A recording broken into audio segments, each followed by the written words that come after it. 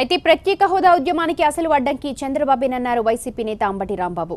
జల్లికట్టు కోసం పన్నీరు సెల్వం ఢిల్లీ వెళ్లి కేంద్రాన్ని ఒప్పిస్తే హోదా కోసం చంద్రబాబు ఢిల్లీ వెళ్లి ప్యాకేజీకి కక్కుర్తిపడి ఉద్యమానికి వెన్నుపోటు పొడిచారని విమర్శించారు ఆయన హోదా ఉద్యమం ఆగదన్నారు అంబటి రాంబాబు. జల్లికట్టు ఉద్యమానికి దీనికి సంబంధం ఉన్నాడు. నిజంగా జల్లికట్టు ఉద్యమానికి దీనికి సంబంధం లేదు.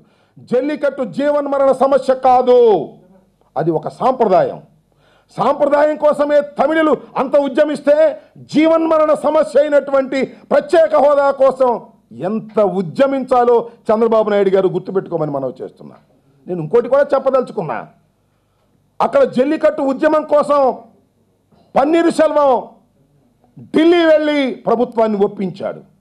ఇక్కడ ప్రత్యేక హోదా ఉద్యమం జరుగుతుంటే ఢిల్లీ వెళ్ళి ప్రత్యేక ప్యాకేజీకి లేని దానికి కక్కుర్తిపడి ఈ ఉద్యమాన్ని వెన్నుపోటు పొడిచింది నారా చంద్రబాబు నాయుడు అని మనం చేస్తున్నా. నీ వెన్నుపోటుకి ఎన్టీ రామారావు గారు మరణించారేమో కానీ ఎట్టి పరిస్థితుల్లోనూ ప్రత్యేక హోదా ఉద్యమం మరణించదు. నీవు దీనికి సహకరించకపోయినా అనేక ఉద్యమాల ప్రేరణ కనిపిస్తున్నా ప్రత్యేక హోదా ఉద్యమాన్ని ముందుకు తీసుకువెళతాం. సాధించేంత వరకు విశ్రమించాం. కేంద్ర ప్రభుత్వం మెడలు వంచి సాధిస్తాం. లేటెస్ట్ స్ఫూర్తి తమిళులు, మొన్నటి స్ఫూర్తి తెలంగాణ ప్రజలు.